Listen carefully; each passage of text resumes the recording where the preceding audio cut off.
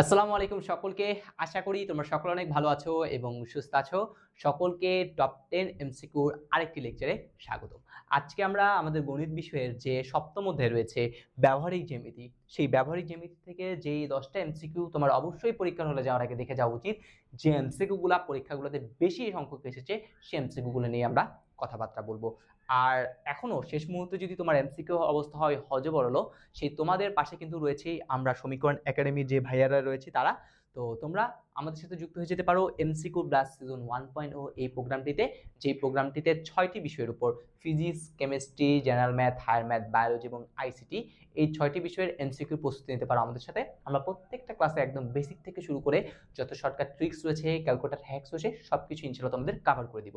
আর এই কোর্সটির মূল্য হচ্ছে মাত্র 250 টাকা। মাত্র 250 টাকায় তোমরা এই কোর্সটিতে এনরোল করতে পারবে। আর একটা ছোট্ট অ্যানাউন্সমেন্ট, সেটা হচ্ছে অবশ্যই আমাদের যে ইউটিউব চ্যানেলটা রয়েছে সেখানে তোমরা সাবস্ক্রাইব করে রাখবা, যাতে হচ্ছে সকল কন্টেন্টগুলো তোমরা আপডেটেড জিনিসগুলো তোমরা এখানে পেয়ে যাও আর কি। ঠিক আছে, তাহলে চলো আমরা শুরু করে দিই। আমাদের প্রথম কোশ্চেনটা হচ্ছে খুবই গুরুত্বপূর্ণ একটা কোশ্চেন, সেটা হচ্ছে নিচের কোন বাহুগুলো দৈর্ঘ্য দেওয়া থাকলে ত্রিভুজ আঁকা সম্ভব হবে। তাহলে একটা ত্রিভুজ আঁকার জন্য দুইটা সত্য রয়েছে। কটা সত্য রয়েছে ভাইয়া? দুইটা সত্য রয়েছে। প্রথম যে সত্য সেটা হইতেছে এইটা, দুইটি বাহুর সমষ্টি, যে কোনো দুইটি, কি বললাম, যে কোনো দুইটি বাহুর সমষ্টি, যে কোনো দুইটি বাহুর সমষ্টি গ্রেটার দেন হবে কি বলেন তো? তৃতীয় বাহু।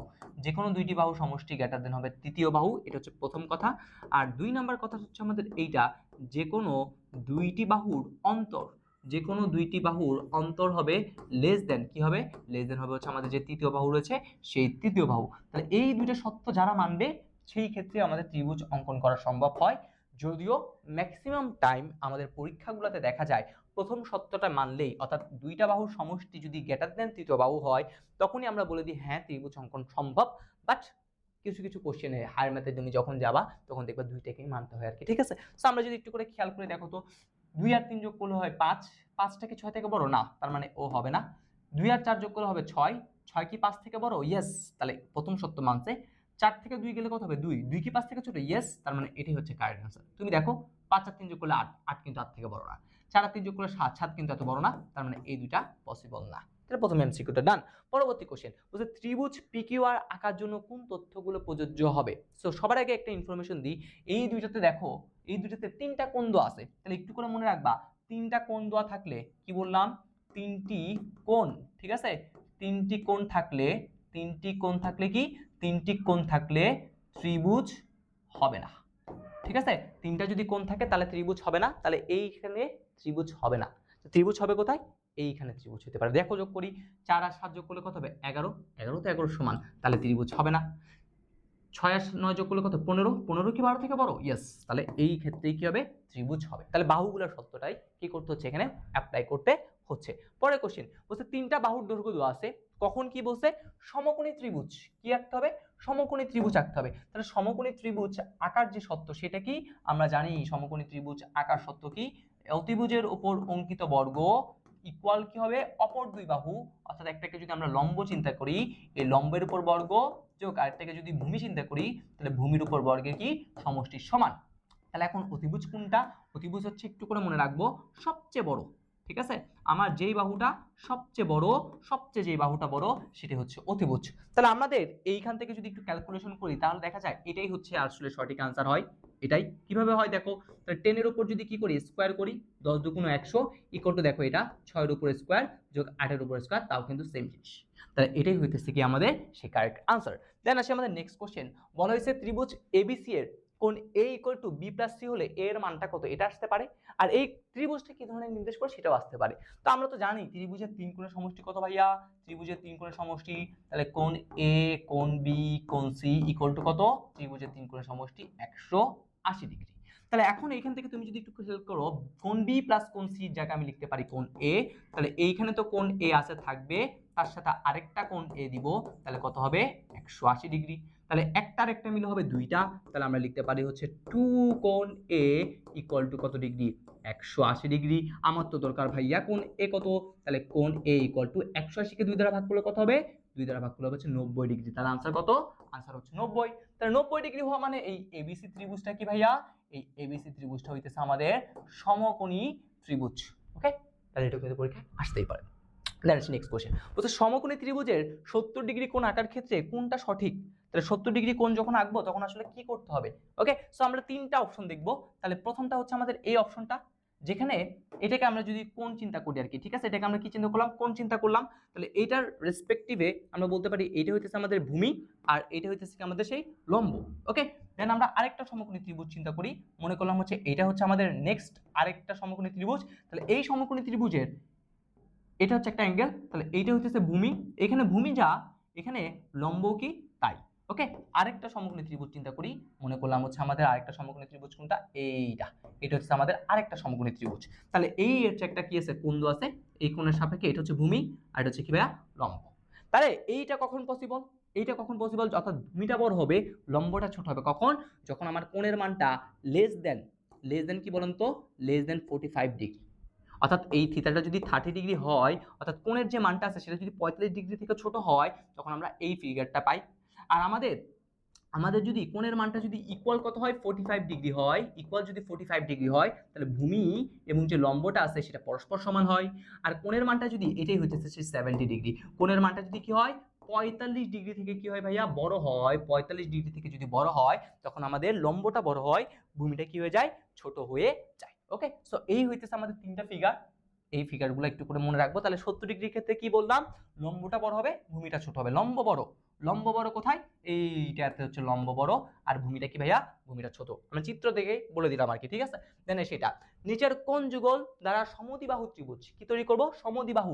তাহলে দ্বি মানে হচ্ছে দুইটা বাহু, ঠিক আছে। তাহলে সমদ্বিবাহু ত্রিভুজের কি বললাম?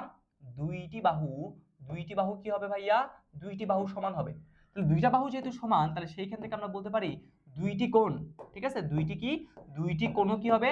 দুইটি কোণও সমান হবে, ঠিক আছে। দুইটি কোণও কি হবে ভাইয়া? দুইটি কোণও সমান হবে। এবার দেখো নিচের এই ত্রিভুজের কোন দুইটা কোণ সমান হয়? তাহলে তুমি জানো ত্রিভুজের তিন কোণের সমষ্টি 180। তাহলে দেখো দুইটা মিলে হয়েছে 110, 70 আর 40 যোগ করলে 110। তাহলে 180 থেকে যদি 110 বাদ দিই তাহলে কত হবে? 70। তাহলে এইবার দেখো তো এই ত্রিভুজটার ক্ষেত্রে দেখো দুইটা কোণ সমান, তার মানে এটা দ্বারাই আসলে পসিবল। বাকি একটাতেও দেখবা সমান আসে না। ওকে, দুইটা সমান হয়ে গেছে, তাহলে কাজ শেষ।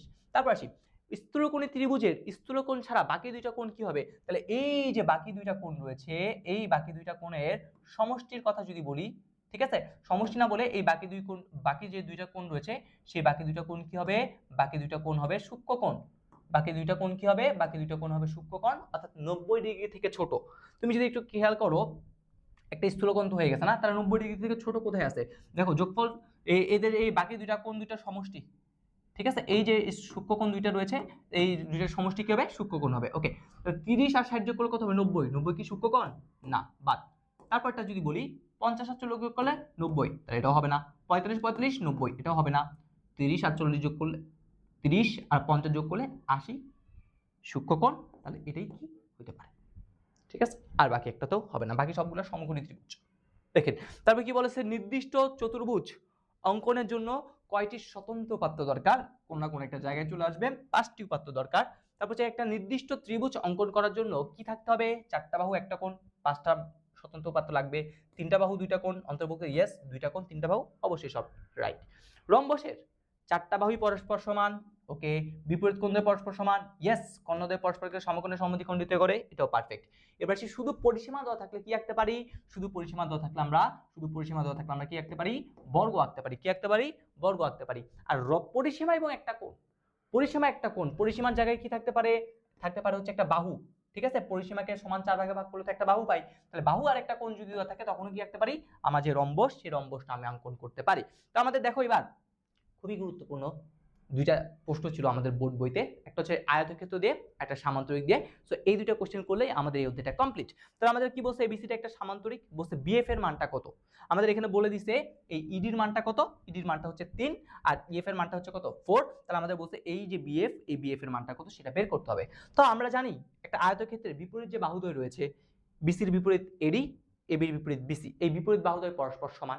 দুই নাম্বার এই যে সমান সমান, অর্থাৎ এই যে দুইটা কর্ণ রয়েছে, একটা কর্ণ এসি আর একটা কর্ণ হচ্ছে বিডি, তাহলে এসি ও বিডি কর্ণদ্বয় পরস্পরকে সমদ্বিখণ্ডিত করে, অর্থাৎ এই বলা যায় কথা, সি বলা সেম কথা, বিইউ বলা সেম কথা, পিডি বলা সেম কথা। তার মানে এটা যেহেতু 3, তো তুমি এখান থেকে বলতে পারো এই অংশটুকুর মানও কত, এই অংশটুকুর মানও হচ্ছে ভাইয়া 3। ওকে, সো এইবার যদি তুমি একটু করে খেয়াল করো, দেখো তো এটা একটা তারাই দিয়ে দিছে, এটা কি দিয়ে দিছে তারা বলো তো, এইটা তারাই বলে দিছে এটা একটা সমকোণী ত্রিভুজ। তো এটা যদি একটা সমকোণী ত্রিভুজ হয়, তাহলে এই পোর্শনটুকুর মানটা তোমার থেকে কি করতে বলছে ভাইয়া, তোমার থেকে বের করতে বলছে। তা দেখো সমকোণের বিপরীতে কে থাকে, অতিভুজ। তাহলে এটার মান লাগবে, তাহলে এটার মানটা কি হবে, √, এই 3a² - 2a²। 3 3 9 থেকে যদি 4 চলে যায় তাহলে কত হবে 5, তাহলে কত আসে √5। তাহলে আসে কোথাও √5, এইটা হচ্ছে বিএফ এর মান। ওকে, পরের কোশ্চেনটা কি বলছে, এবি এর মানটা কত। তাহলে দেখো এই বিএফ এর মান পাইছো, তাহলে এবি এটা লাগবে। সমকোণী ত্রিভুজের অতিভুজ বাহু উপপাদ্য অনুসারে আমরা জানি এটার বিপরীতে কে থাকে, অতিভুজ, এটার বিপরীতে কে থাকবে অতিভুজ। তাহলে এটা সমান এটা সেম, এই দুইটা ত্রিভুজে এই বাহুটা আছে, তাহলে এটা সর্বসম, যেহেতু এটা সর্বসম, তাহলে এটা যদি √5 হয়, এই মানটাও কি হবে, √5 হবে। কারণটা কি, এই ত্রিভুজ আর এই ত্রিভুজ সর্বসম। তাহলে একটা √5 মিলে কয়টা √5 হবে, দুইটা √5। তাহলে আনসার কত, আনসার হচ্ছে 2√5। কাজ শেষ। দেন আসে আমাদের নেক্সট কোশ্চেন বুঝি বলছে এবিসিডির ক্ষেত্রফল মানে কি, দৈর্ঘ্য গুণ প্রস্থ। দেখো এবির সাথে বিসি কে গুণ করতে হবে, তাহলে ক্ষেত্রফল মানে কি, ক্ষেত্রফল মানে হইতেছে এবি গুণ কত, এবি গুণ হচ্ছে বিসি। ওকে, তাহলে এখন আমরা যদি এই সমকোণী ত্রিভুজের কথা চিন্তা করি, কোন সমকোণী ত্রিভুজ, এই যে সমকোণী ত্রিভুজটা আছে, এই সমকোণী ত্রিভুজের কথা যদি চিন্তা করি, দেখো এই সমকোণী ত্রিভুজে তুমি জানো এটা কিন্তু মধ্যবিন্দু বলতে পারি, এবির মধ্যবিন্দু এফ আর এসির মধ্যবিন্দু কত বলেন তো, ই।